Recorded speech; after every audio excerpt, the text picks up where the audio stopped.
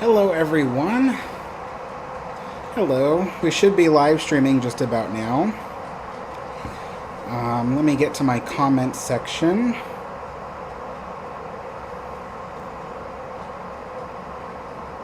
Turn down the volume on my phone so it doesn't disturb the live stream. Hello KSG Games. Hello Stephen Hemingway. Hello Haley. Hello Tyler. Hello Mike. Hope everyone can hear me okay. You know, because sometimes I just mess things up. Oh, let me get, I forgot to grab a container for the extra water. Hold on.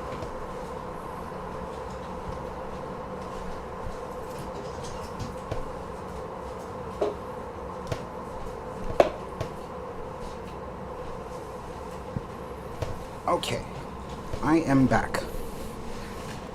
All right. So hello Anchor, Disney Wish. How's everybody doing today? Hope you can all hear me. Is my chat, let's see. Oh, my chat was not up to date. Hey Logan. Hey Brian. Hello Wyatt.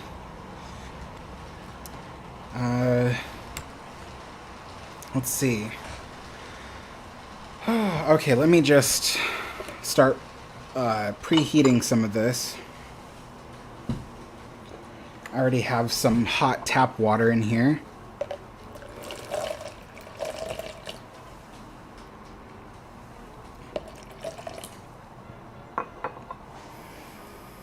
Let's see. Oh, this one too.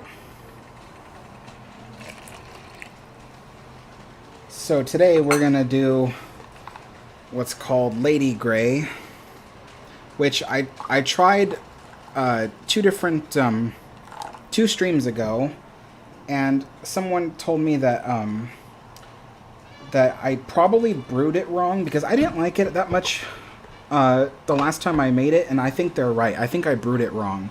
I think I brewed it on too hot of a temperature. So we'll try it again. Awesome, everyone can hear me. That's good. So folks, I wanted to say Happy Father's Day, as well as Happy Juneteenth for those who celebrate that as well.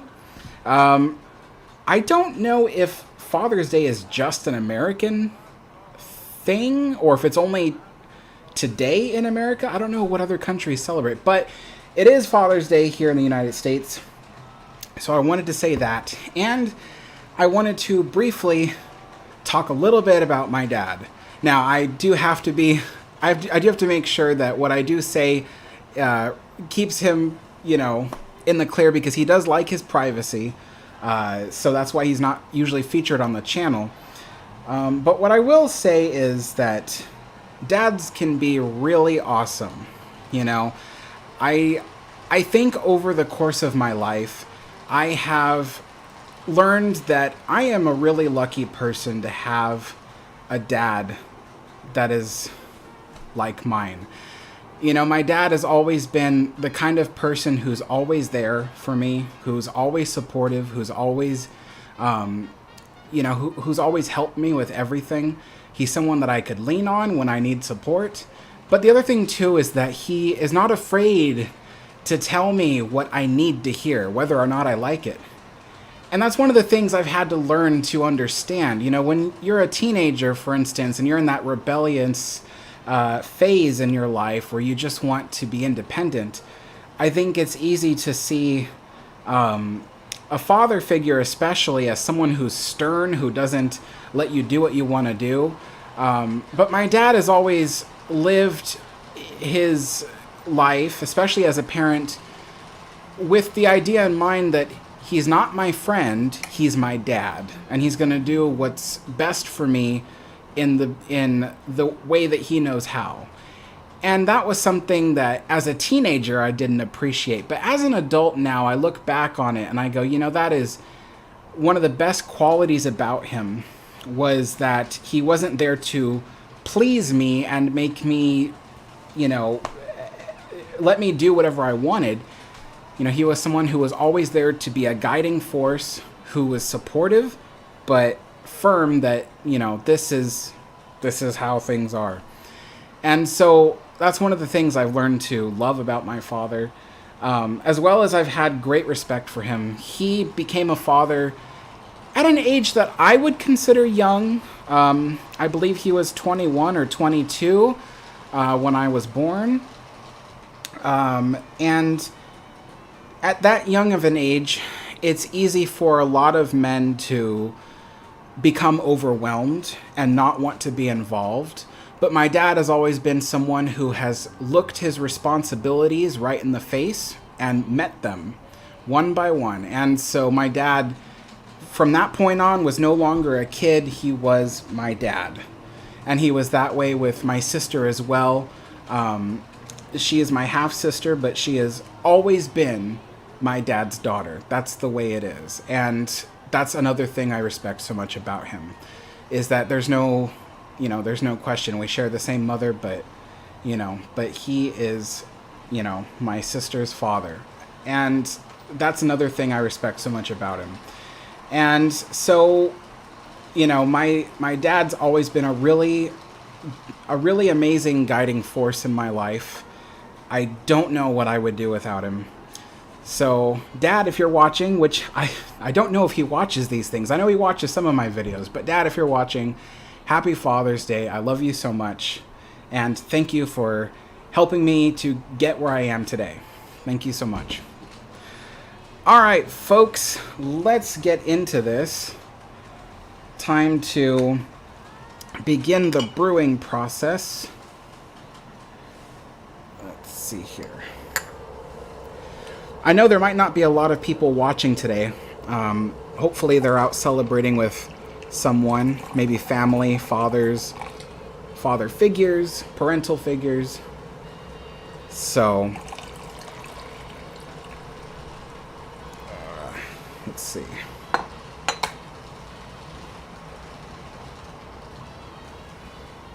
And in case you're wondering, yes, I sent my dad a gift this morning, as well as my sister and I had a wonderful phone call with him around lunchtime.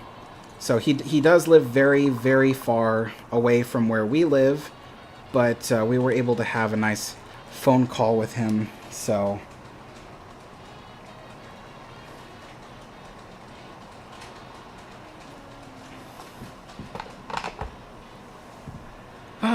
okay.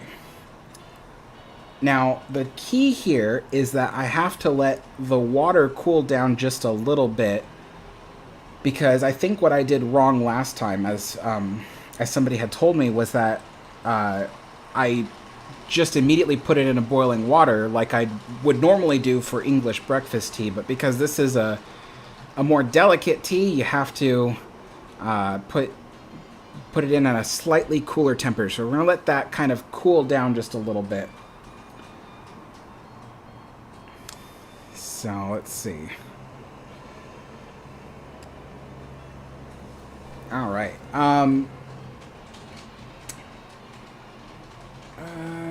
What was I going to say?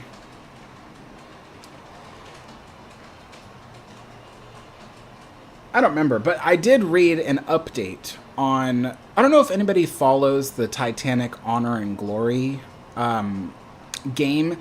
So, anybody who doesn't know, they are basically a group of friends, group of nerds. They have been working on a game called Titanic Honor and Glory, and the idea is that you should be able to, when the game is fully complete, to go everywhere on the Titanic in virtual reality or even in 2D computer gaming. I'm not a gamer, so so finding the right words is not... I'm not good at it, but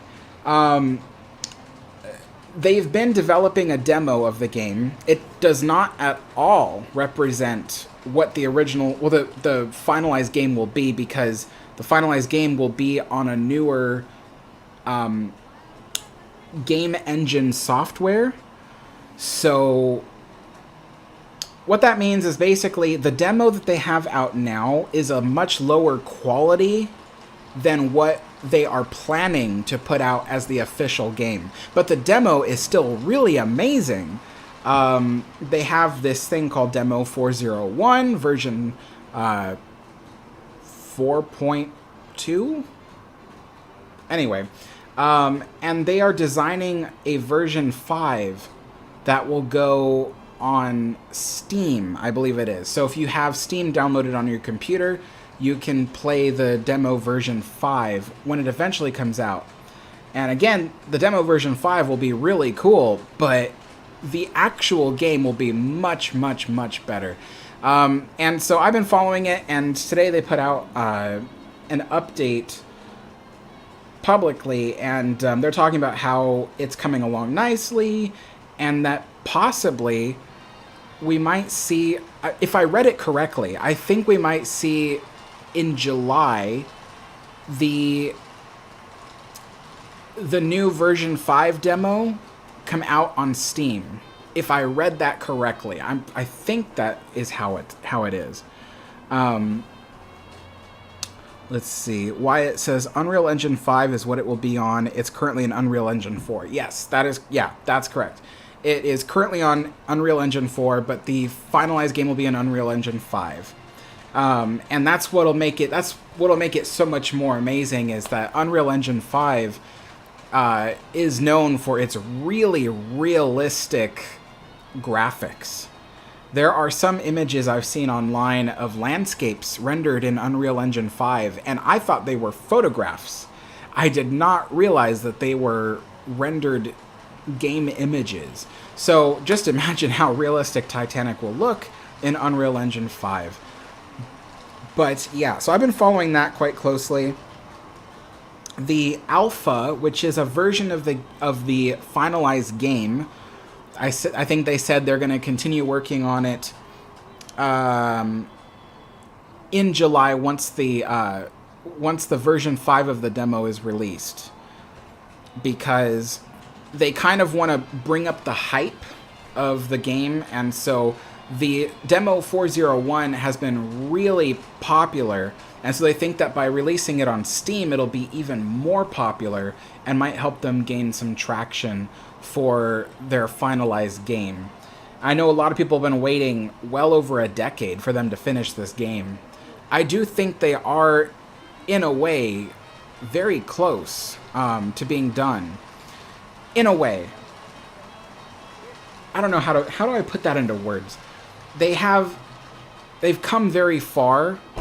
They are finally working on versions of the model that will finally make its way into the actual game. Whereas all these years, it's just been development, developing textures, developing storylines. I think this is ready for the tea now. All kinds of things, like basically prepping for the finalized game. But I think now that it's no longer so much prep as it is execution. And so I'm actually really excited about that. 417, we'll brew this for 4 minutes instead of 5. I usually do 5, but that might have been a problem for this tea. So we'll do 4 minutes. So 421.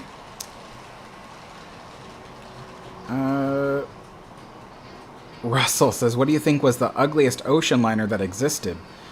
I don't know every ocean liner that existed. I only know a couple dozen that have existed. So out of the couple dozen, if I had to choose the ugliest one,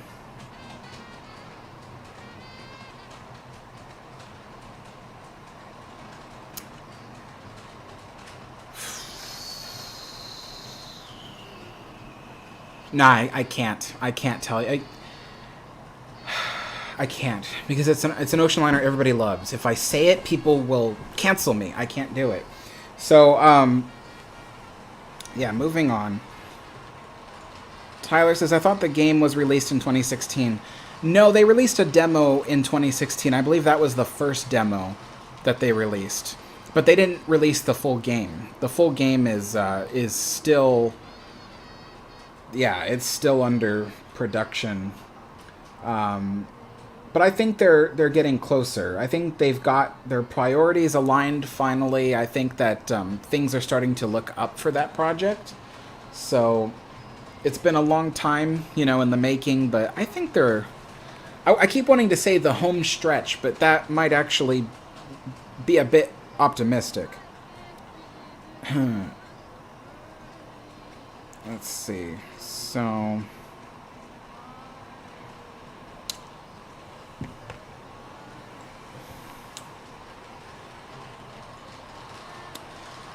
Well, but Scatino, think about the inside. You can't... I don't think it'd be fair to label a ocean liner the ugliest if I'm only counting the outside. I think the inside of Aquatania is absolutely very beautiful. So I can't call Aquatania the ugliest. Because I do agree, I don't like the outside of Aquatania. But I love the inside. It's absolutely beautiful. So the ugliest ocean liner, in my opinion, would be one that is both ugly on the outside as well as the inside. And I know exactly which one it is, but I can't say the words. People will hate me for it. So,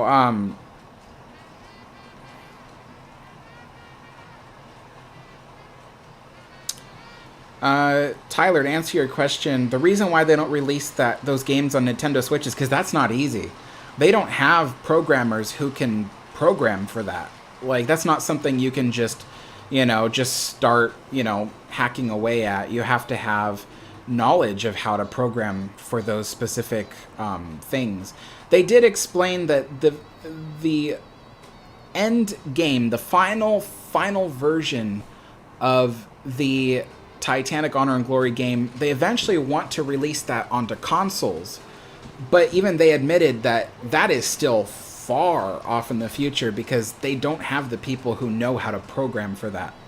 So that was a dream that they had back when they were still looking for sponsorships.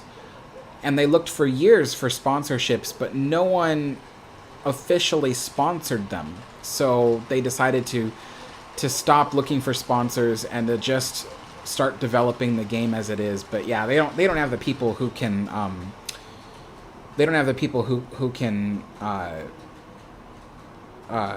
program for those kinds of consoles. Let's see. Yeah, I don't know how Nintendo Switches work, but I do know that they were talking about PlayStation 5 programming for that in the future, far after the official game is released on PC and Mac. So, all right. I think it is time for the tea.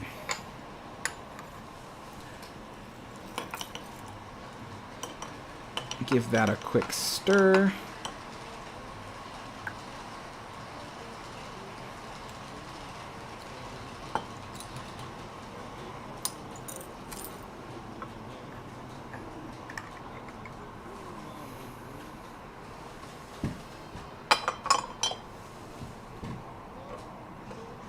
And then dump this out. All right, and I'll move that out of the way.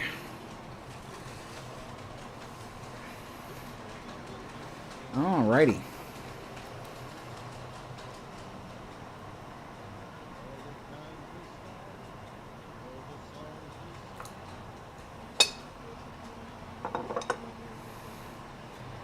Now, first to try it without any sugar or cream, just to see what the base flavor is. It is extremely hot at the moment.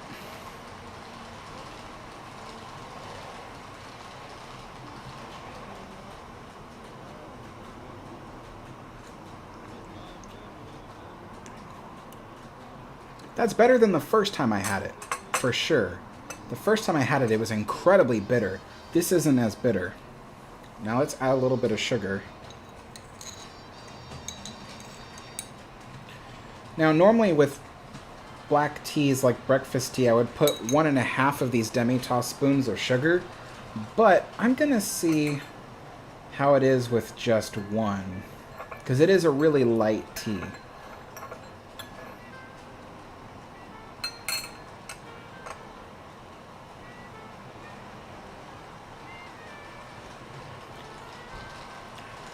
Oh, that's good.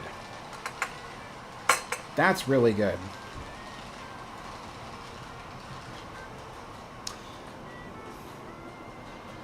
It's amazing. I will, you know, hats off to you. You know, I definitely brewed it incorrectly the last time. This is really good. I even, you know, I prepared some cream for it. Not cream, but milk. And because I'm lactose intolerant, I drink oat milk, which I think is the only milk I've tried so far that doesn't completely dull the flavor of tea. But I'm not going to have milk with this because this is so good on its own. So, yeah, I'm happy with that. How's the work going, Disney Wish?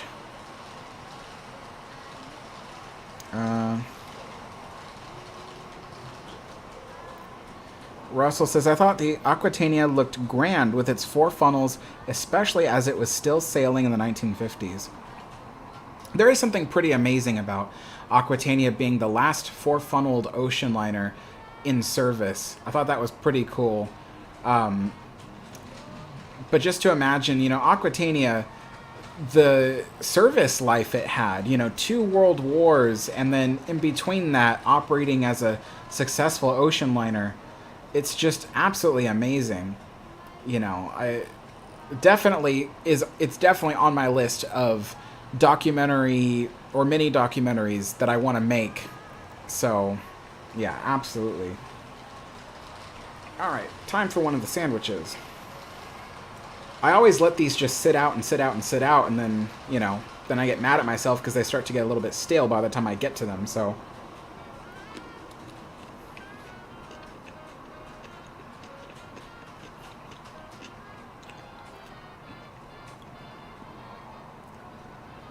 Oh my gosh, Thomas.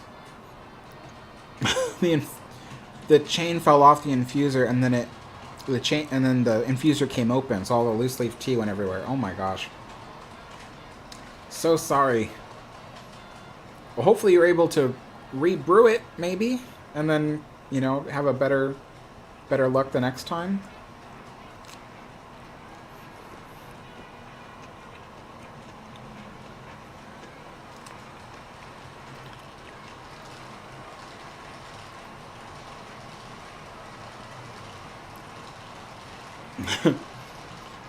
Thanks, Tyler. Yeah, it's funny, a lot of people, they like how I explain things to them. I think it's because I get so confused about everything that I try to think of an explanation that I know I would understand if I was hearing it for the first time. So maybe that's why I'm able to explain things a little bit better.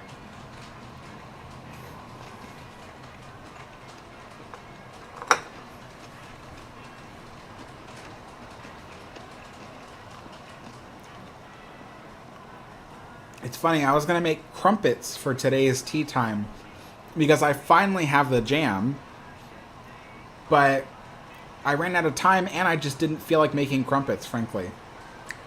It never fails. I always have jam whenever I'm not ready to make crumpets. And then when I am ready to make crumpets, I don't have jam anymore.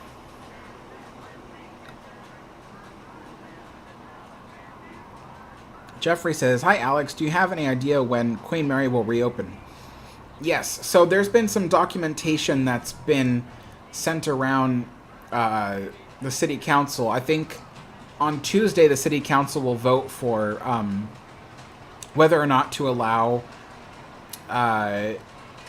Evolution Hospitality, the company that's been running the hotel portion of the business, to continue on running it as a hotel.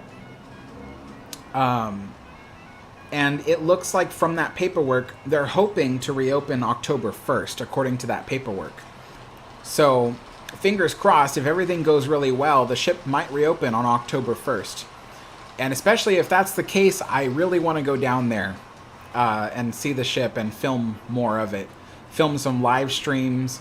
Maybe I will schedule something where we can have a bunch of viewers hang out with me and my friends and stuff, and we'll just kind of walk around the ship or something. That'd be kind of cool. So we'll see how all that goes. everything is up in the air right now. But it does seem like they're aiming for an October 1st opening. Hello, Ivan. How's it going? Thomas, yeah, Thomas is referencing, yesterday, we did a, Queen Mary's Lost Places live stream again with Steve, and Steve was talking about how in the main hall, there was originally something along the lines of 10,000 kilowatts, of electricity at any given time, powering the various lights in the main hall of the Queen Mary. I was like, that is unbelievable.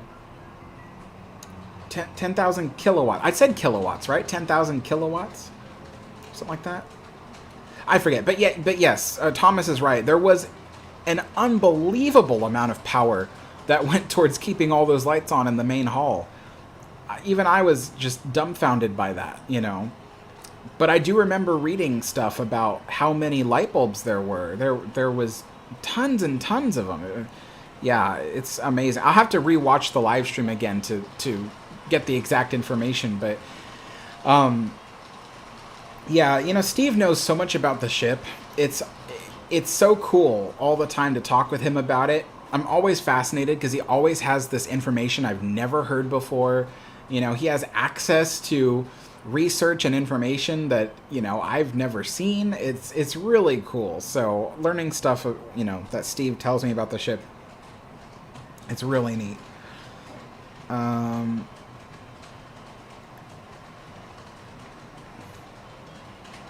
Oh, awesome, Tyler. It's always good to have a series of books that you like.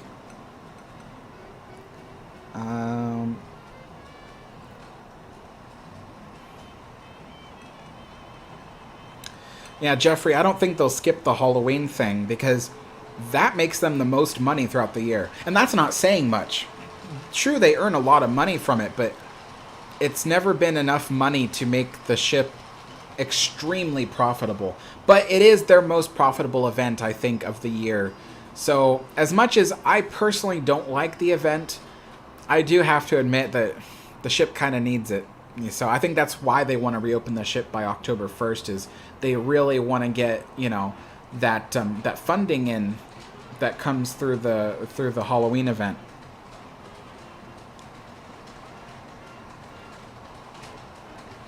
Disney Wish says, "Hi Alex, why RMS Queen Mary new deck engine room? What happened to it?" I don't understand your question. If you could rephrase it, I'll try to answer. I don't understand your question. Wow says, "Hey Alex, what ship do you like, the 1910 France or the 1960 France?" I like the 1910 France. It's nothing against the 1960 France. It's just that I tend to like ocean liners from before World War II. So I usually like the older ocean liners. So that's why I would choose SS France from 1910. But the 1960 SS France, for its age, is beautiful.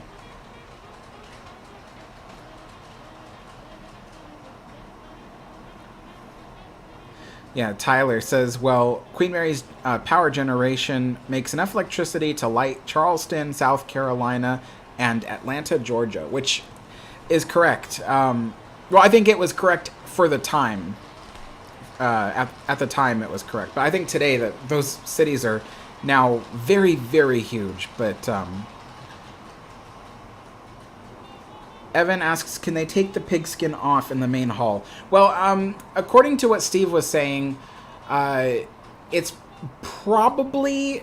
See, the panels, as he says, they're removable. But the problem is that the way that they installed the panels might make it so it's really not a good idea to remove them. Because now, being a former maintenance guy, I can look at things and kind of guess how they were installed. When I look at those panels, it looks like they installed strips of wood that might have gone vertically down the walls.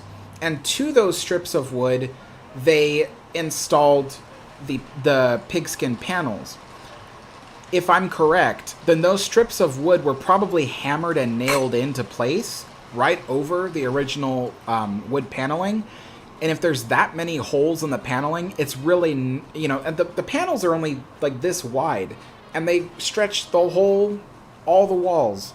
So that many holes and that much damage, it wouldn't be worth it to restore, because, you know, like a good 20%, maybe that's a bit over an estimate, but maybe 15 or 10% of all that wood paneling is probably just unusable, you know, and that's still a lot of paneling unusable. So, so technically, yes, you could remove them. Would it be worth it to restore the paneling behind it? Probably not. And I say that with a heavy heart, because I really do love the original walnut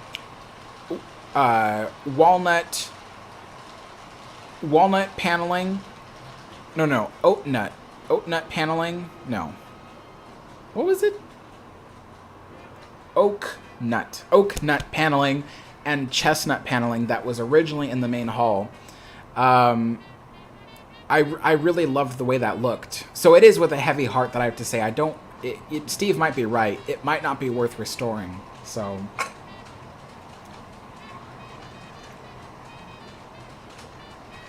Wow. Wow. That tea is really good.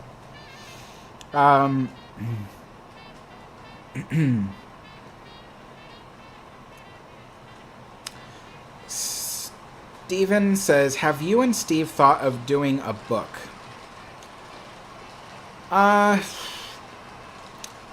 don't know if Steve has. I know for certain that I probably would never do a book. That's not who I am. I don't make books. Only because, frankly, I always have this sneaking suspicion that someone knows more than I do. And a lot of times, you know, that's true. I mean, I thought, wow, I know a lot about Queen Mary. And then I met, you know, then I met Steve, and I'm like, oh, this guy knows a lot about Queen Mary. You know, Steve, with all the knowledge he has, he probably could write a book. And that's up to him. But I know that books are not my thing. What I do on YouTube is what I do. I document in video what I learn. Because that, for me, is my medium. So just as an artist might choose either sculpting, painting, or cooking, my form of art in terms of documentation is on video. Let's see. Tyler says, did I type generation? I meant generators. I knew you meant generators, yeah. Mark says, good morning / afternoon. Late arrival to the Queen's room for tea. Sorry, early work meeting. No problem. Russell says, would Titanic have avoided disaster if it had a larger rudder? Probably. I won't lie, probably. But that being said, I just want to make sure everybody knows Titanic didn't have a small rudder. They carefully calculated how big of a rudder Titanic should have. And if I recall, Titanic had the largest rudder at the time of any ship built. I mean, it would be the same as Olympic, too. So you could say Olympic had the largest rudder as well. But the Olympic class rudders, I believe, were the largest rudders ever built for any ship. And they were adequately sized for what they needed. And in fact, when Olympic and Titanic did their sea trials are where they really test the limits of what a ocean liner can do in maneuverability. They did remarkably well for maneuverability. So I just want to make sure that nobody thinks that Titanic had an inadequately sized rudder. But, you know, maybe a bigger rudder would have been better. You know, who knows? I mean, sometimes that's just what it takes, you know, like, you know. Yeah. I'm trying to think of a metaphor, you know, that might help with that, or an analogy, I mean, an analogy that might help with that, but I can't think of an analogy. Um,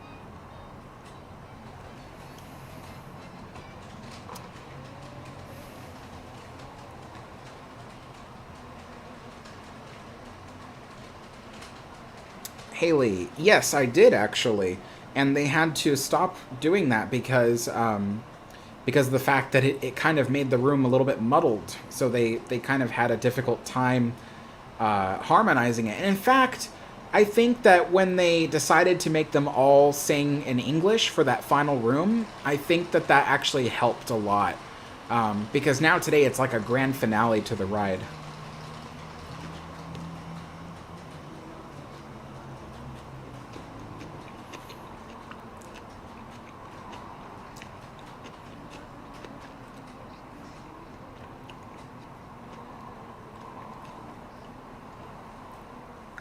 So Tyler says he saw a picture of the first class swimming pool on Queen Elizabeth. And as beautiful as it looks so scaled down compared to Queen Mary's. That's true. Queen Mary's was this big, grand room. And on Queen Elizabeth, it wasn't that big.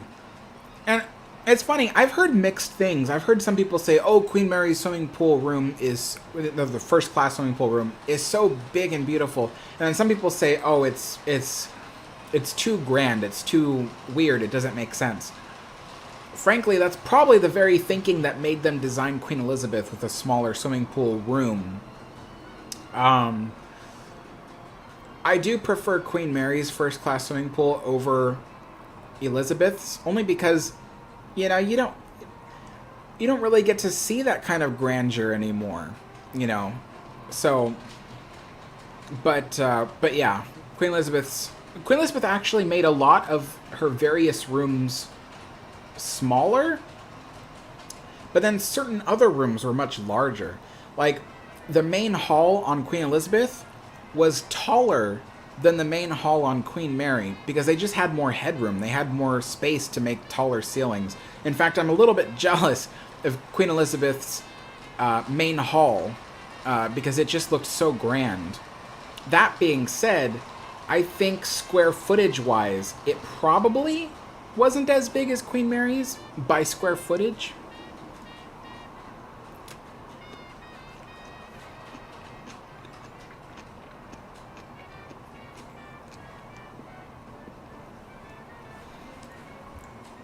Wow says, hey Alex, how do you make those cucumber sandwiches? I wonder what they taste like. They're really easy. It's just you slice up some cucumber planks, pretty thin if you can. It just makes it a lot easier to crunch on. And then you make a spread, and the spread is made of 2 parts cream cheese to 1 part mayonnaise. Then you add chopped dill, and you season with a little bit of garlic powder and a little bit of salt. And then you mix it up really carefully to kind of, you know, make it one spread. And then you spread that over the bread, you lay the planks of cucumber, assemble the sandwich, and then refrigerate it or chill it for at least 30 minutes. So that way the sandwich will kind of harden, makes it easier to cut. It's really good. It tastes exactly as it sounds. It tastes like a savory cream cheese spread that's a little bit garlicky, a little bit mayonnaise flavored. It's got that fresh dill, and it's got a very slight saltiness, which helps to cut the flavor of all that cream cheese. And the fresh dill and the fresh cucumber makes it feel refreshing. So it doesn't feel like you're just downing a whole bunch of cream cheese. It feels actually kind of refreshing. So it's really good. It's so simple. And, you know, when I first ever thought about making these, I thought, that's not going to taste very good. It sounds so plain. But actually, this particular recipe that I learned is particularly delicious. I've seen some recipes that are way too simple. It's like, oh, spread some cream cheese on some bread and put some cucumber on it. And I'm like, that does not seem at all like it would be tasty. But this one is.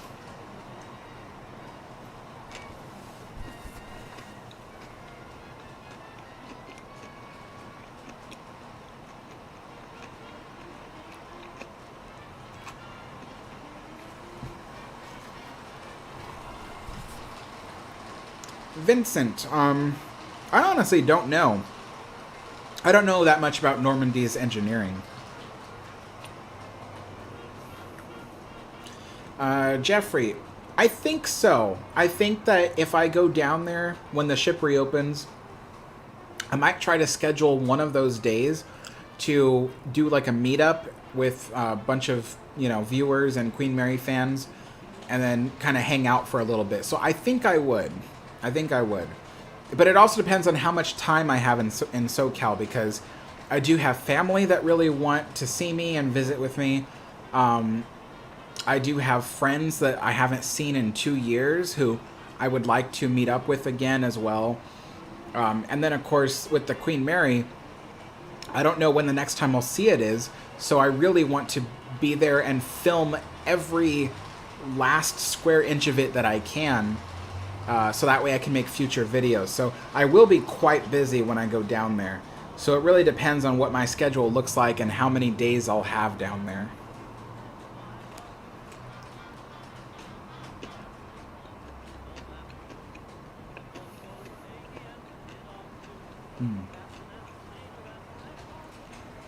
Yeah, Thomas, I agree. I wish I had a proper deck plan of Queen Elizabeth.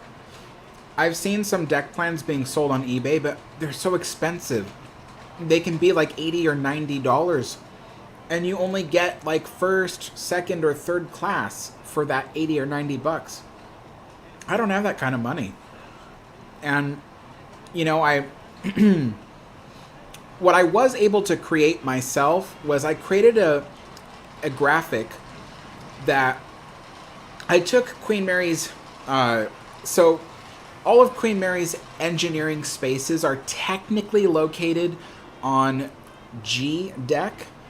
And so what I did was I have the engineering plans of G deck. And what I did was I duplicated it and then I rearranged it in the way that Queen Elizabeth's G deck would be. And I put them side by side so you can look up and see Queen Mary's and how all her engines are arranged and her boilers are arranged. And then beneath it is Queen Elizabeth, and you can see how all that is arranged on Queen Elizabeth. I have done that, and I can put that online for free. I don't mind giving it away. But I don't have enough knowledge to recreate every single deck on the ship. Otherwise, I would, simply because I know that it's not easy to get deck plans of Queen Elizabeth. I wish things were easier,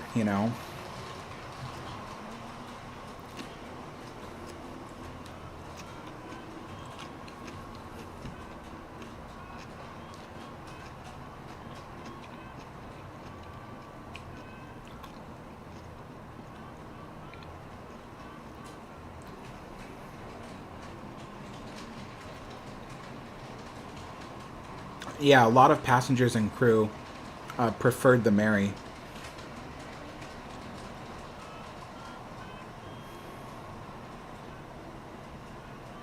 Mark says, I love the way you say SoCal.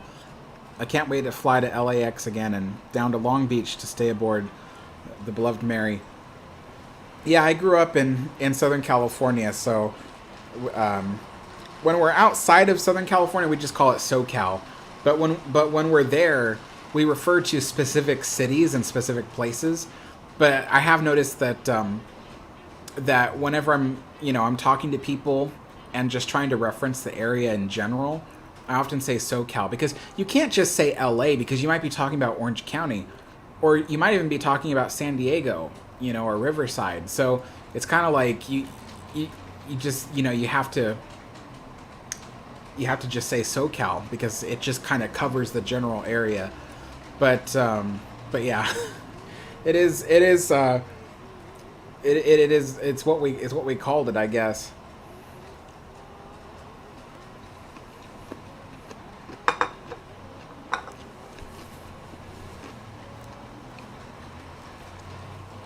It's really cool. If you want to identify a person who's from Southern California, listen to the way that they reference things. There's a lot of thes in everything they say. So I've been criticized because when I talk about RMS Queen Mary, I often say the RMS Queen Mary or the Queen Mary. And people have said, you don't say the, you just say RMS or you say Queen Mary. But that's a Southern California thing. We put the in front of everything, including freeways. So, you know, the biggest freeway in Southern California is the 5, you know, so we say the 5 instead of 5 freeway. You know, I've heard of, you know, people reference highways in the UK as like, oh, that's M4, that's, you know, whatever. But, you know, in Southern California, we say the 5, the 405, the 10. And I did do some research as to why we do that. And it has to do with the early days of car culture where, you know, Southern California was one of the first places in the world to have a freeway. And so they were so proud of their freeways, they gave them names. So in certain areas of Southern California, they might call the 5 freeway the Santa Ana freeway because it passed through Santa Ana. You might call... There was another freeway, I don't remember what it is. I think it's the 10. They called it the Pasadena freeway. So they all had names, but as we dropped the names, just because it made more sense to call it by the numerical number, we continued to say the. And that was just something that carried on through everything. So we always reference something by saying the before it. There is one exception, which is in the United States, if we say something like, my friend had to be taken to the hospital, that's just an American thing in general. They say the hospital. But I have noticed that in other countries, they just say, my friend had to be taken to hospital. That sounds weird to me. I have learned to say it, you know, but it does sound weird to my ear to say, it sounds like there's a word missing when someone says, oh, my friend was taken to hospital. I say, it needs a the in front of there. It needs to be taken to the hospital. Anyway. But yeah, that is one way you can identify a SoCal resident, is if they refer to a lot of things with the word the before it. Kind of interesting. Gabe says, Alex, if Cunard Line decided to build ocean liners again and reopen White Star Line, what would your opinion be and why? I don't think they would ever reopen White Star Line, because that, you know, the only way I can see that happening is if Cunard became this huge company again, really, really huge, and they wanted to offer something that was more budget friendly. And I know that's gonna like make people angry because everyone's like, no, White Star was known for their service. True. And even on Cunard today, they refer to their service as White Star Service. But if they were to bring back the White Star Company, it would probably be as a budget company for ocean line service, just due to the fact that Cunard is the main company, and they don't want their main company to be associated with lesser service than White Star Line. But that being said, that's just you know, what do they say, semantics? Because they would never bring back White Star Line. They would always operate it as Cunard. Even if it was a massive ocean line company again, they would still just be Cunard. Oops.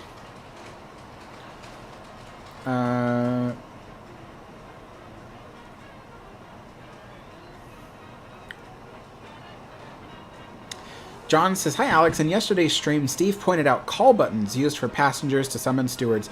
Do you know how stewards responded to a specific button in a public room with multiple buttons? Yes. So there were, in areas where the stewards and the hostesses would stand, they had like these areas in the back, and there were these panels that had, I believe they were labeled with numbers, and sometimes with area locations, depending on what room and what it needed. But for something like the smoking room, for instance, each button would have a number that corresponds to it. So they'd be standing by the board, and if a certain number, like number 5, lit up, they would know, for instance, that maybe that was the area closest to, I don't know, the starboard window, maybe. Starboard window forward or starboard window aft. So they kind of divided into sections. When I worked in restaurants, that's kind of what we did with our seating areas, was that every table had a number, but if you had a particularly large restaurant, the table numbers were also divided up, sometimes by sections. So you could say that's section 1, 2, 3, or 4, and then each table in that section would be like 41, 42, 43, 44, let's say. Or sometimes it would be divided into sections like A, B, C, and D, if it was a really big restaurant.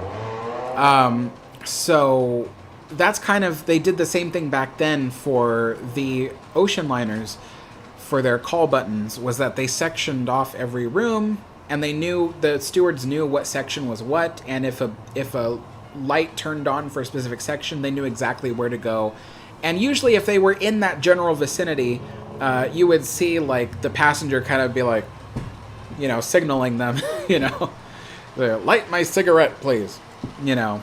So, and there are still some of those call button panels in the forward storage of Queen Mary. She still has several of them. Not all of them, but a lot of them. And it'd be kind of cool to see at least one refurbished and kind of demonstrate how it worked to people.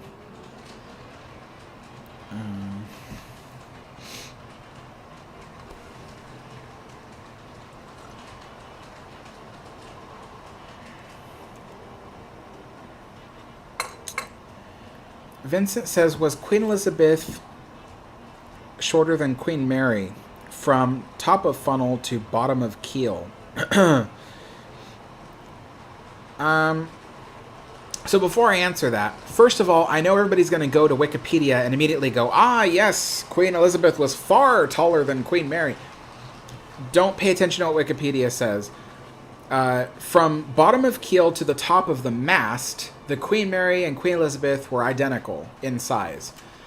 But there is a slight discrepancy between the funnel height of Queen Mary and Queen Elizabeth. I will admit right here and now, I do not remember what the funnel height from keel to top of funnel was for Queen Elizabeth. Nor do I remember off the top of my head for Queen Mary's keel to funnel. But they would have been very, very close in height, if not identical in height, maybe. But yeah, I don't know. But what I can tell you is that from keel to top of mast, they were identical heights. So by technicality, they would be identically tall ships.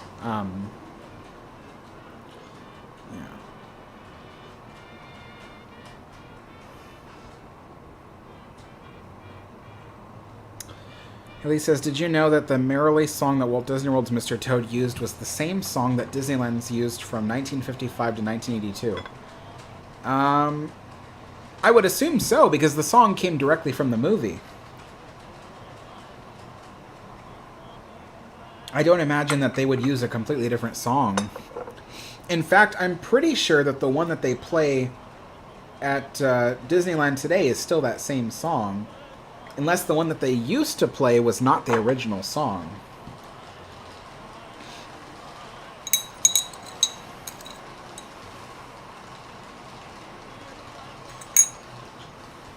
All right.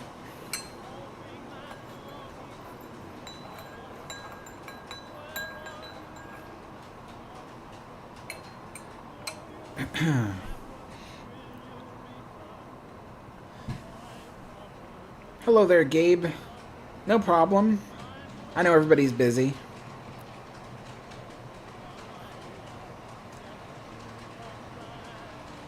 Oh, Air says, do you know what the room with the Lego Queen Mary used to be? And Air is talking about the room on the Queen Mary that has the Lego Queen Mary in it. Yes, that used to be the midship funnel hatch or shaft. So basically from the boiler rooms, there was a rectangular shaft that had the funnel in it, and all the gases would go up through all the decks through the ship, all the way up to the top, and that's where the middle funnel vented out from. So when the ship was converted to a hotel and it no longer needed boilers and stuff, they kind of realized that there was all this extra space that they could, as they say, deck over. So they could just, build on top of each level and add more square footage to the ship. So that was one of the areas where they added square footage to Queen Mary, in order to create a space that could have additional shops or something like that.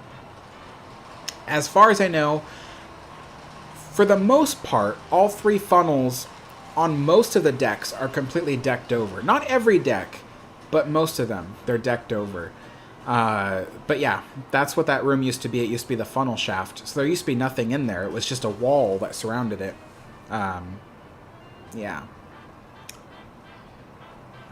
Let's see.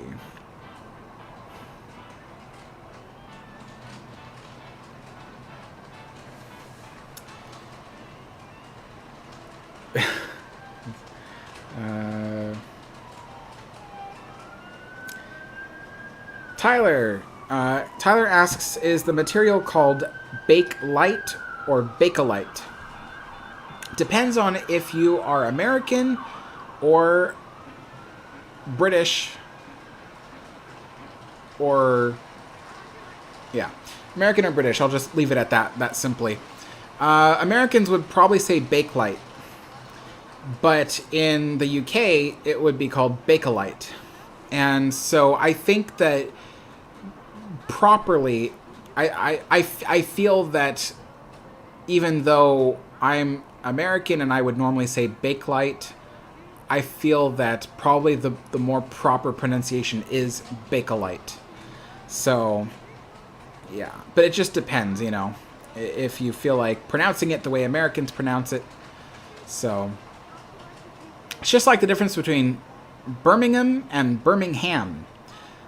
If you are from Birmingham in the UK, then that's how you pronounce it. But if you are from the United States and you live in Birmingham, Alabama, you must pronounce it Birmingham.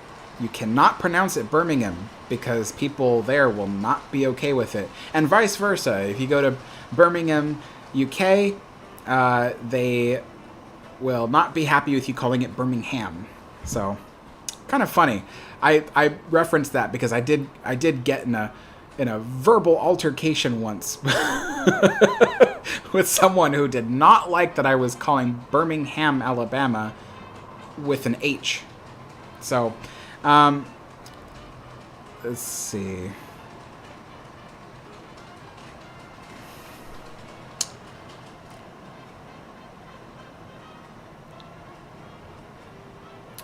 Russell says, assuming the biggest problem with ocean liners in harbors is the draft of the ship.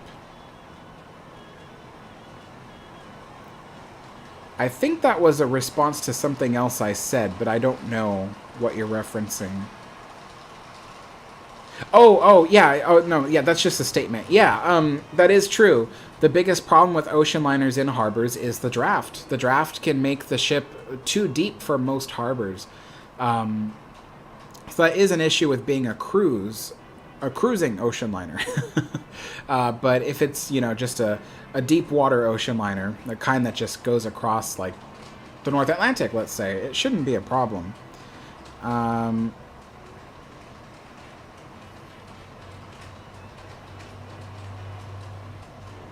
Zom says, if RMS Olympic were not to be scrapped, where do you think Cunard White Star would put her at?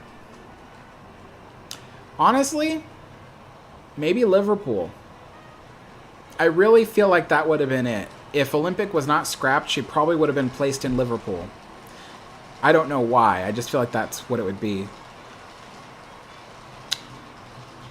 Freddie asks, what do you feel about modern day cruise ships? I'm not a cruise ship person. Cruising is, not something I would do. I think the simplest way to answer that is just, it's just not for me. So most cruise ships, I don't like the way that they look. It's just not for me.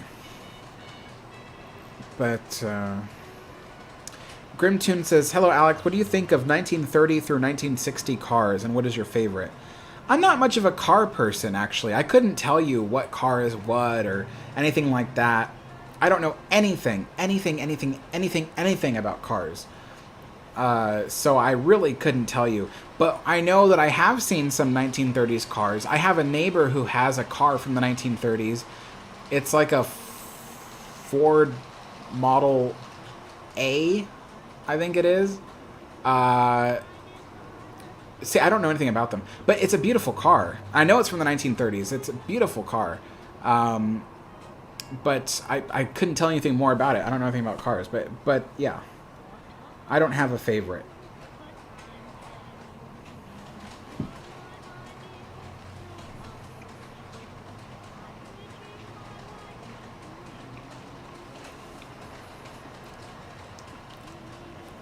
Oh, Haley says the original Disneyland Mr. Toad Merrily song was actually not ripped from the movie.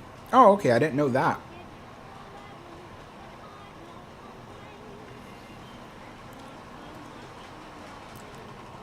That's okay, Zom Games. I don't think you've asked that question before.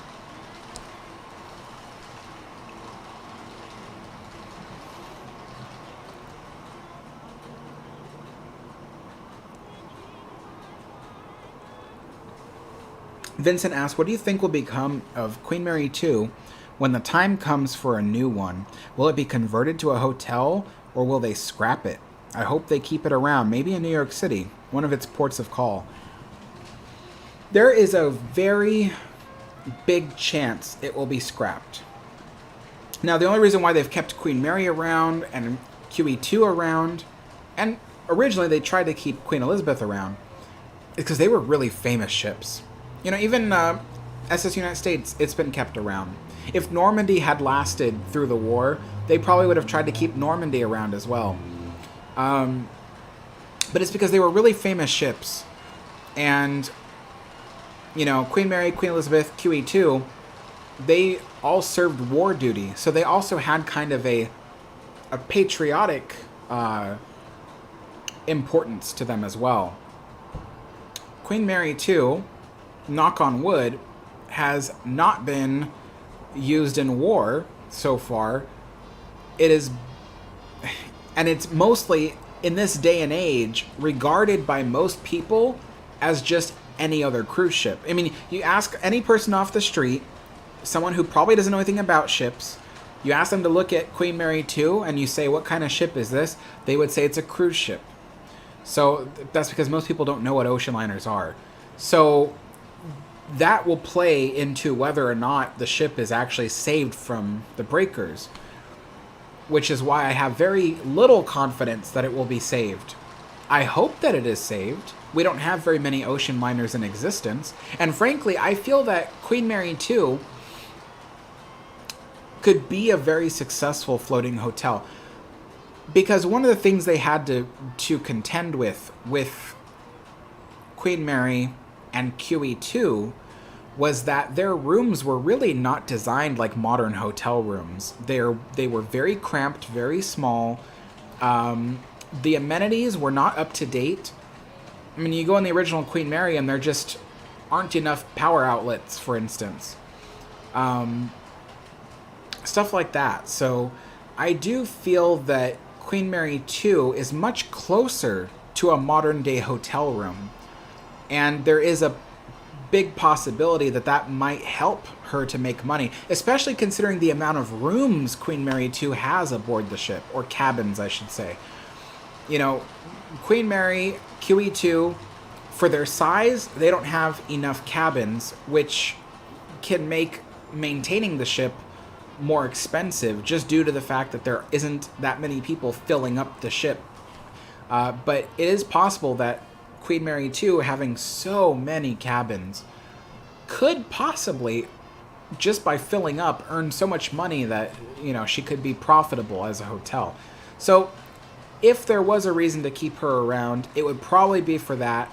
But there is still a very big factor that she would probably be scrapped, just due to the fact that she doesn't yet have any kind of connection with the average person.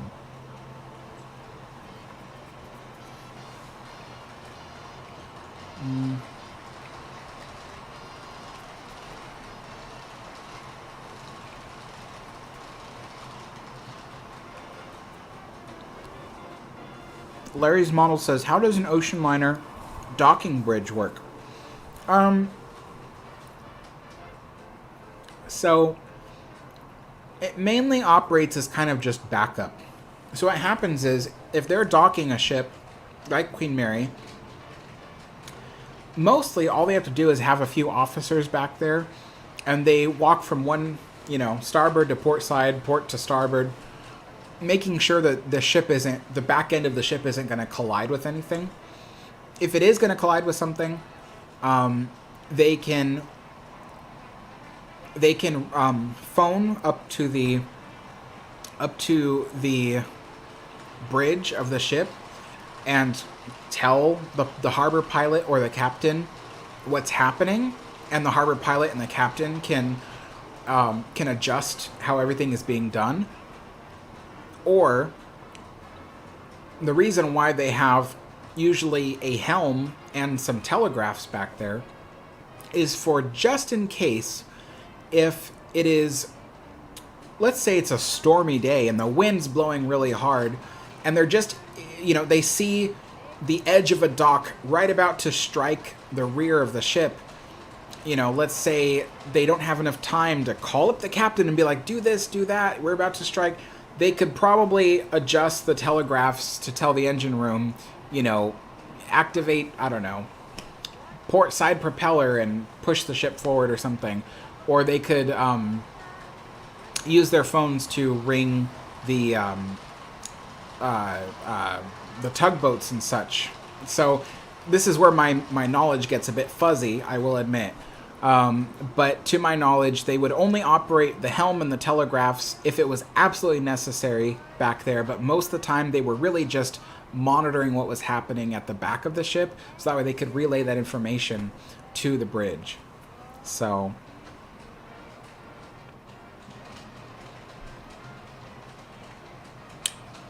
air, I don't know what TSS CalShot is.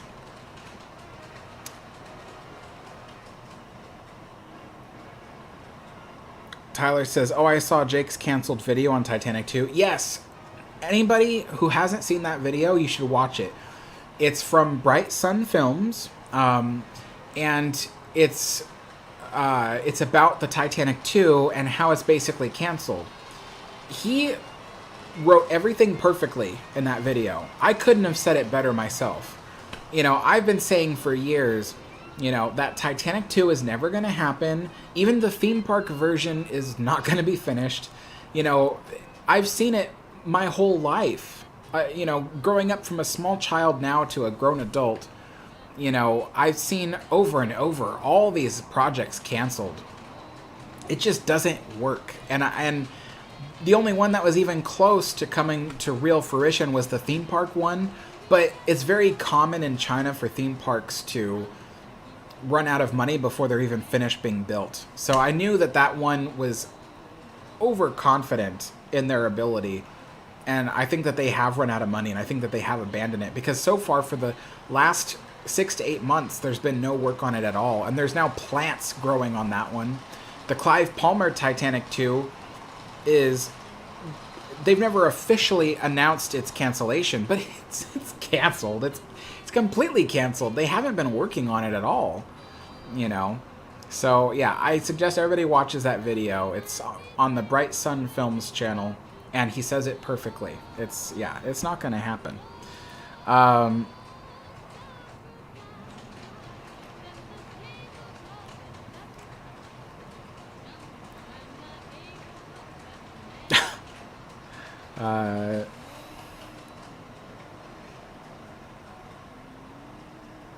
Russell says, amazed that Olympic was not preserved, and also Mauretania. It makes me sad that neither Olympic or Mauretania were preserved. But it doesn't surprise me. And the reason why is because it was the Great Depression at that time. You know, while people did appreciate those two ships, ocean liners at the time were, as I like to say, a dime a dozen. Every day they were building bigger, better, faster ocean liners, and there was no end in sight. Nobody saw, you know, air travel being the end all for ocean liners. So when you think about it, when you have ocean liners being built every day, just like cars, it's hard to look at a car that you currently own and think, one day this car is going to be super valuable and everyone's going to want to see it. It doesn't work that way. Usually cars don't become so valuable until after they become unavailable for, you know, for manufacturing. So it's the same thing with ocean liners. They didn't really know what they had until after it was gone. And true, there were people who wanted to preserve Olympic and use her as like a tourist attraction or a hotel.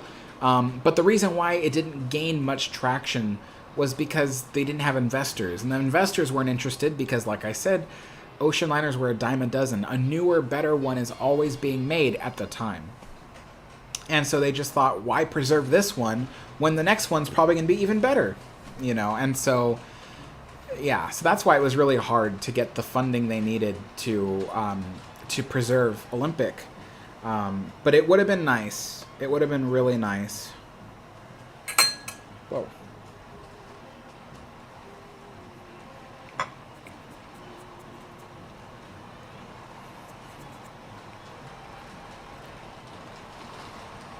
Supernova says, good to see you again. Did you used to be a tour guide or concierge or something? Or just obsessing? I used to be a Disneyland tour guide and VIP host. That's what I used to do, but I've never been an employee of the Queen Mary Hotel. I've just been obsessed with the Queen Mary.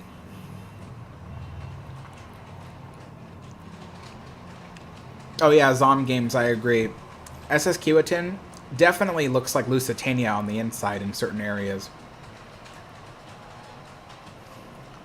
Hey Conrad, how's it going?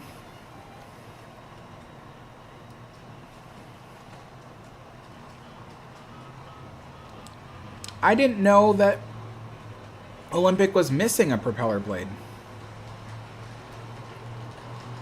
Oh, I suppose that makes sense though. Didn't it lose a propeller blade when it struck the HMS Hawk, wasn't it? I forget.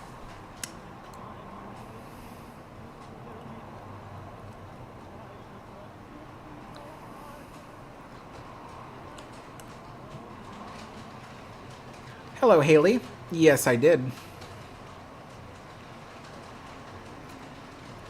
Supernova, the Virgin Company, they don't have an ocean liner. They only have cruise ships. The only ocean liner that's in service is the Queen Mary 2 from Cunard.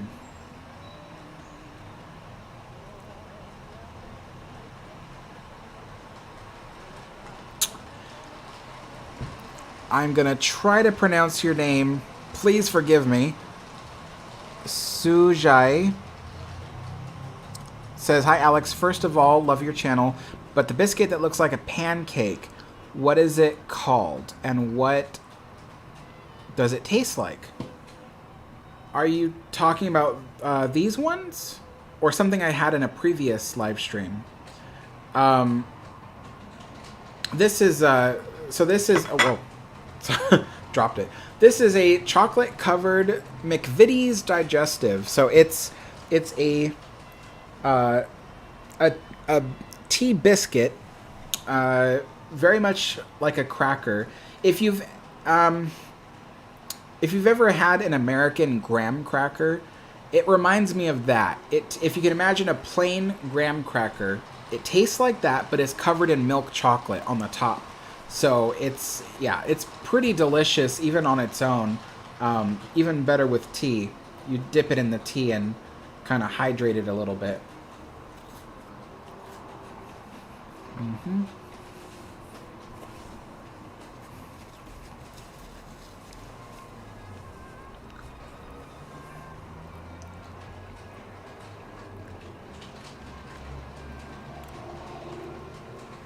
Robert, yeah, I agree. Queen Mary, too, is a ship of many firsts.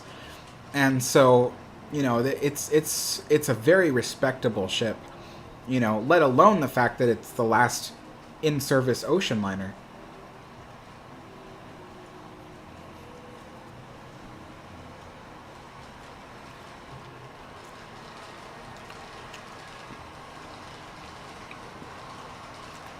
Oh, I didn't know that Calshot was a tugboat for Queen Mary.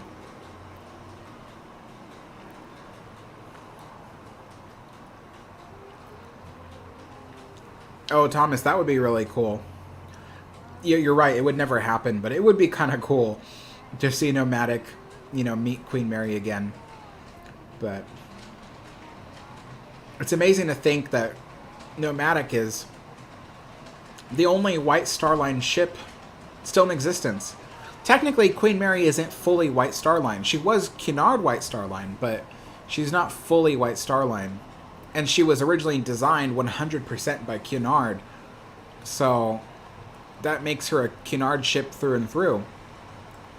But it is amazing to think that Nomadic is the last White Star Line ship in existence. But Cunard ships are much loved. I mean, my goodness. Queen Mary, Queen Elizabeth, QE2, outliving their service life.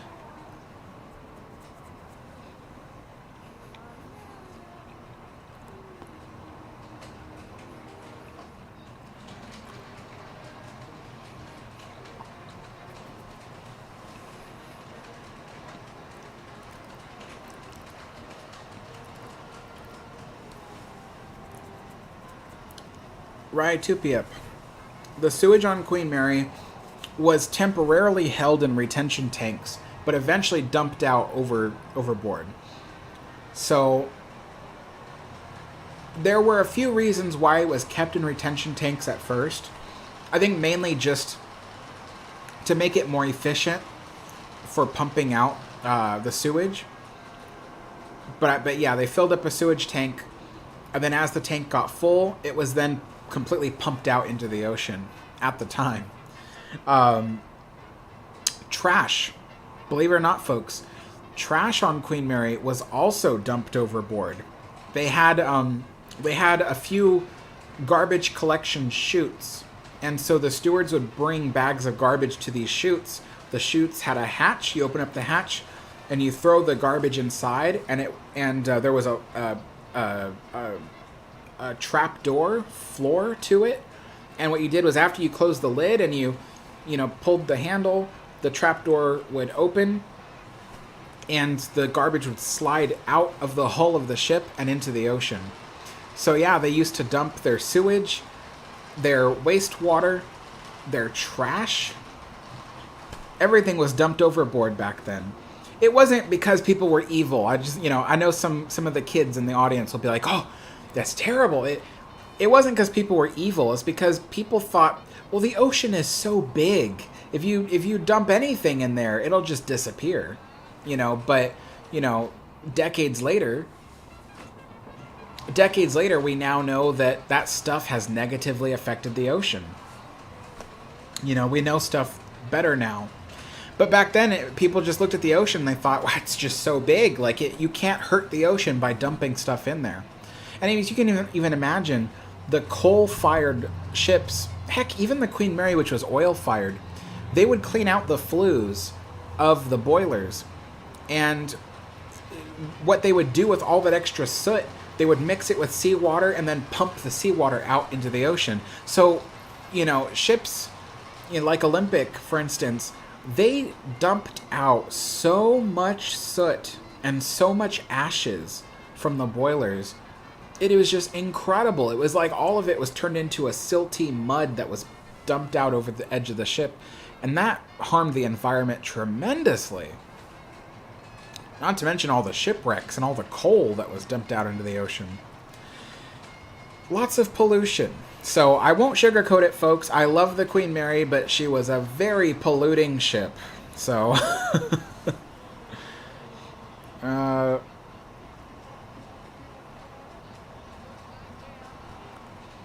Oh, well, Conrad, that question.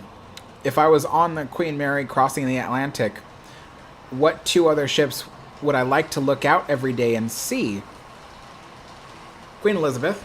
I'd love to see Queen Elizabeth passing Queen Mary. What other ship?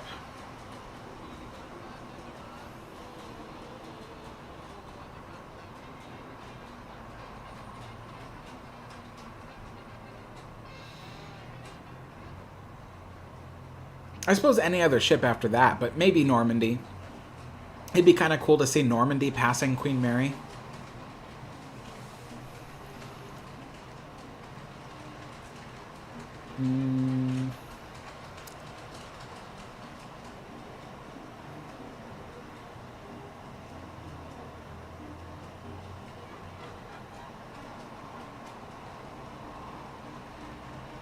Well, Brian, you are correct. Today, Olympic is most famous because of Titanic.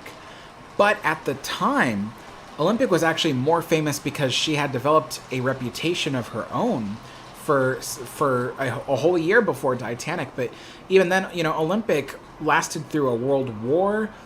She had been struck many times, either striking something or something striking her.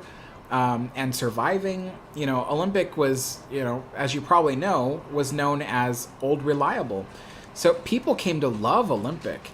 And it wasn't just because her sister ship was Titanic. It was really because she had a good reputation. But yes, today, people would only know Olympic because they heard of Titanic first. Suje, you can get these on Amazon. I buy them off Amazon. If you live in the UK or if you live in New Zealand or Australia, you might be able to walk into your local grocery store and buy them. Here in the US, there's only some grocery stores that carry these, but mostly I have to buy it off Amazon. So, because we don't have a tea culture here, so we don't really sell that many, tea accessories. So, but yeah, I buy these off Amazon. I buy usually sometimes like a variety pack. Some of them are milk chocolate, some of them are dark chocolate. So, the brand is called Mcvities, and they're called Digestives.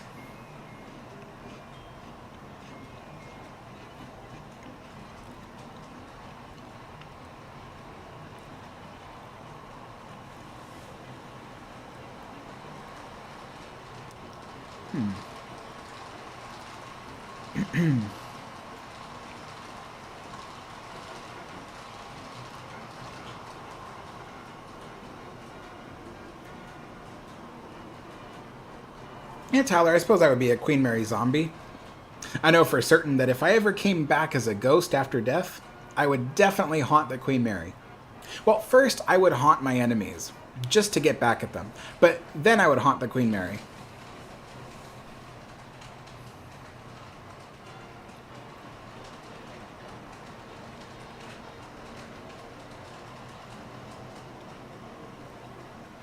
Haley, I think so. I think the Splash Mountain retheme will happen in 2024.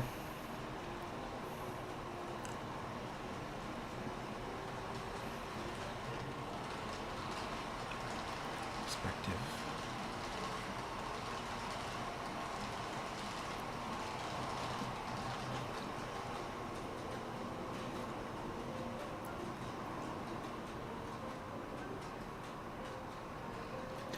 So, Russell, originally Olympic did have the same amount of watertight compartments, same safety standards at first.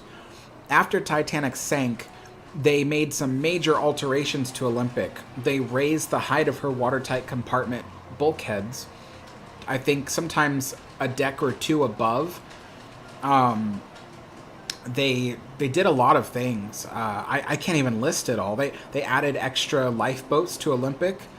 I think Olympic went from having 16 lifeboats and 4 collapsibles to having 22 lifeboats and 16 collapsibles. Yeah, it was crazy. They made so many alterations to Olympic, and that's part of what actually made her very safe. I think even Olympic received a double hull. So Titanic had, as most ships, a double bottom keel, but she only had a single layer hull.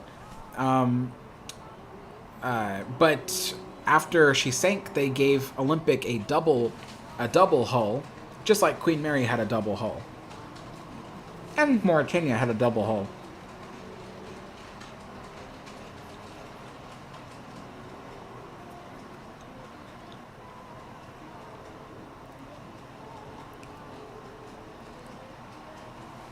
Thomas, you're right. They probably wouldn't allow ships like Olympic or Queen Mary to sail today, dumping all that stuff. But they would have mitigations for that, you know. They would have tanks for the sewage to hold all the sewage. They would have trash collection areas where all the trash could be stored.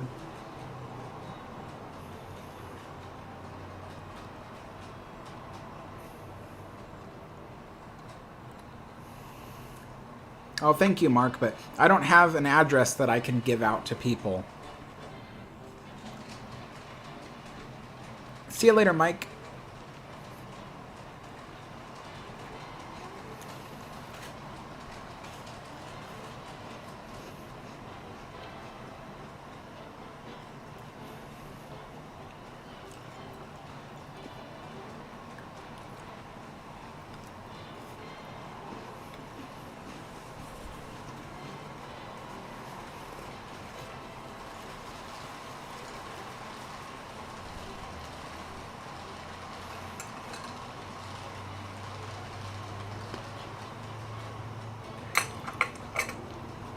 Zom Game says, you into trains, Alex? Yes, I am, in fact. I'm mostly into trains that are American and from before the year 1900. There are some trains from the 1910s in the UK that I like.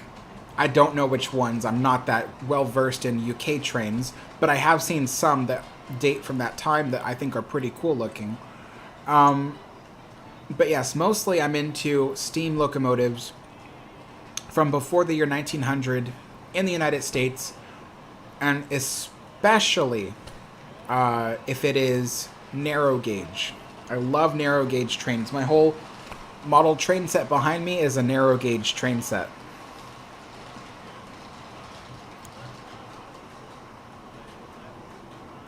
Hey, John. Yes, actually, I have been following those videos. Very interesting.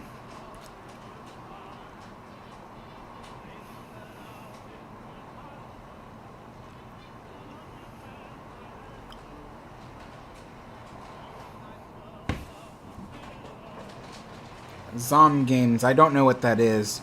1225 Pere Marquette.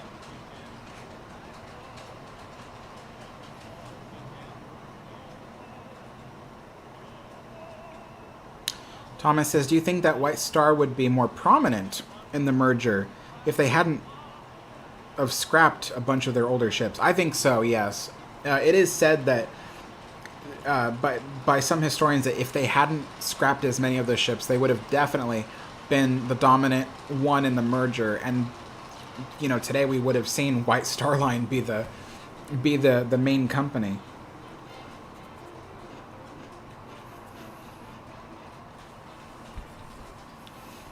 I've always been more of a Cunard fan, so I will admit I'm a bit biased on that. I am happy that Cunard won out on the merger.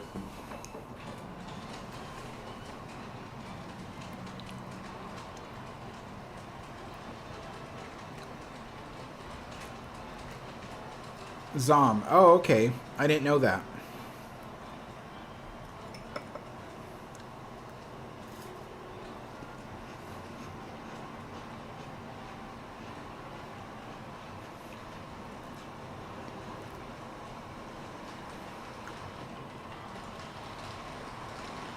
The thing about me is,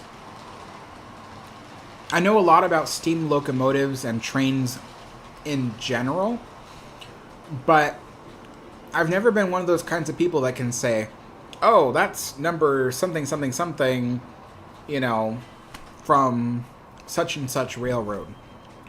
I've never been that, you know, that well versed into it. But I know how locomotives run. I know all the terminology. I know, you know, I could practically run a locomotive myself. That's how much I know about them. But ask me to name a very specific locomotive from a very specific railroad, I can't do that. I can do certain more famous locomotives. You know, number 173, Southern Pacific, 440, you know, Union Pacific Big Boy. I can name stuff like that, but I can't name smaller, lesser-known locomotives.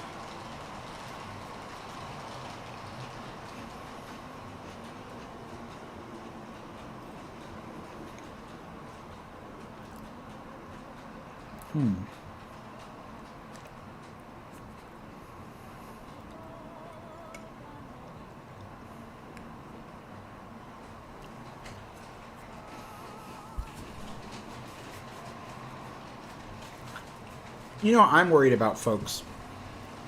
I'm worried that Cunard might be this close to redecorating the Queen Mary 2.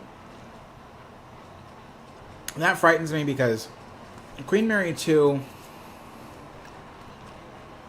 what makes it so beautiful is the Art Deco revival interiors. It's very beautiful for a modern day ship. But, you know, the thing about design and architecture is that it changes so drastically every 10 years. And in the last 20 years, I would say, the most prominent architectural styles that people have been going with, the interior designs especially, have been what I call these white, sterile interiors. I don't know why, but people love that. They love the hard materials, the marbles, you know, the various stonework, the chromed steel, and the white paint. People are starting to really like that stuff, and so they designed Queen Anne, the new Cunard cruise ship, to be in that style. And unfortunately, that kind of architecture is taking over everything. You know, I've seen some home renovation YouTube channels where people are taking these beautifully ornate homes and going like, oh, how can we modernize it?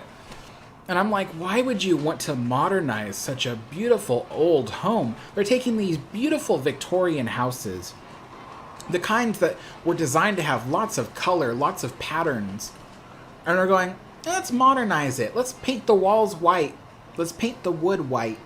Let's, you know, replace the tile work fireplace with a modern marble fireplace. So I look at that and I go, why would you do that? Like, why? This is like the 1970s all over again. It's like, let's take something old and beautiful, remove it, remodel it into the normal, you know, generic look of today. And I'm really afraid that Cunard might do that to Queen Mary 2, because there's been some rumor that Queen Mary 2 is starting to look old and dated.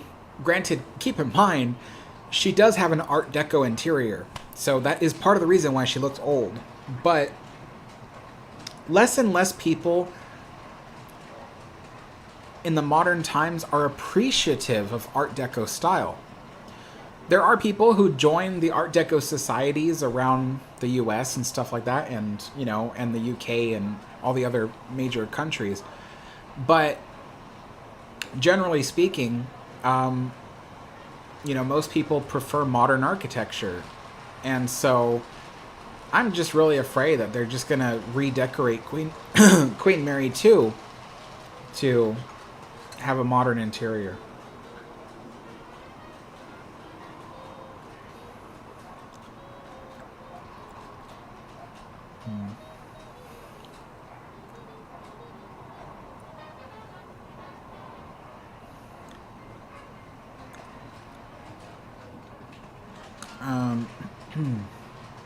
Arrow.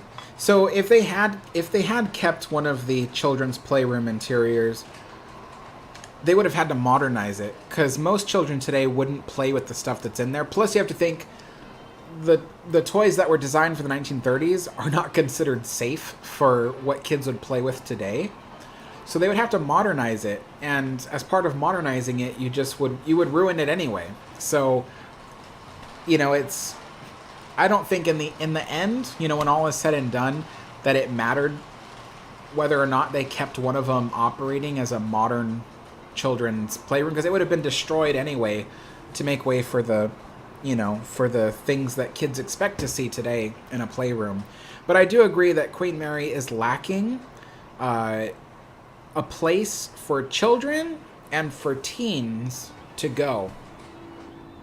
It's funny because I did say that I think that one of the key things that will make Queen Mary a successful tourist attraction is if she can offer her hotel guests a place for their children and their teens to go. Just like a modern cruise ship would. And it's funny because some people are like, oh, I don't want to see a bunch of, children's play areas everywhere. And that's not what I'm saying. I think that having one place for children to be and to enjoy themselves while the parents are out exploring the ship would be kind of cool. And then to have a separate place for teenagers to hang out would be cool. And it's not far-fetched.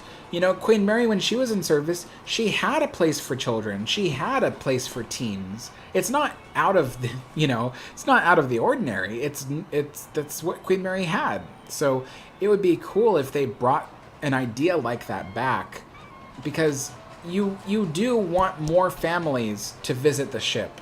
The largest demographic of tourists are families. I'm not saying let's put a ball pit in the Queen Mary. I'm just saying that you want to try to attract more families. That's what will make the Queen Mary more successful.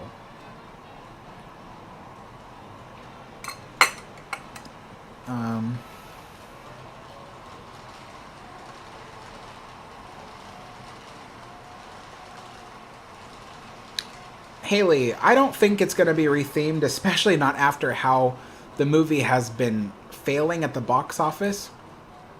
I don't think they realized that the movie would perform poorly, but it has.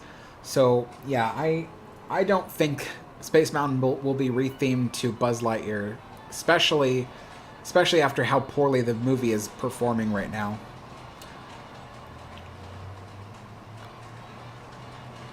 Oh, no. Conrad says his niece wears paisley bell-bottoms. Oh, jeez. Not the bell-bottoms. And paisley on top of that. Oh, my goodness.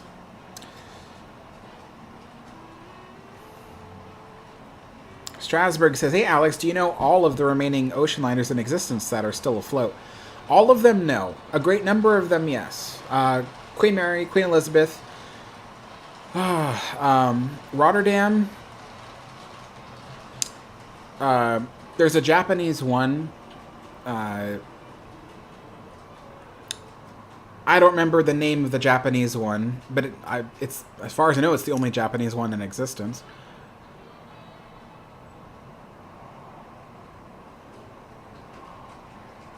I feel like I'm forgetting one. But yeah, I don't know all of them. I just know some of them.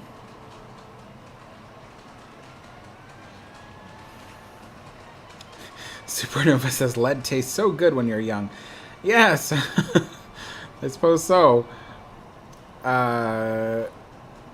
Fun edits. Awesome.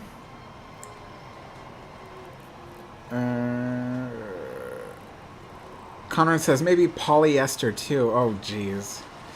Polyester to boot. Oh, my gosh. All right, folks, I'm going to call this the end of the live stream. We have gone for an hour and 45 minutes just about.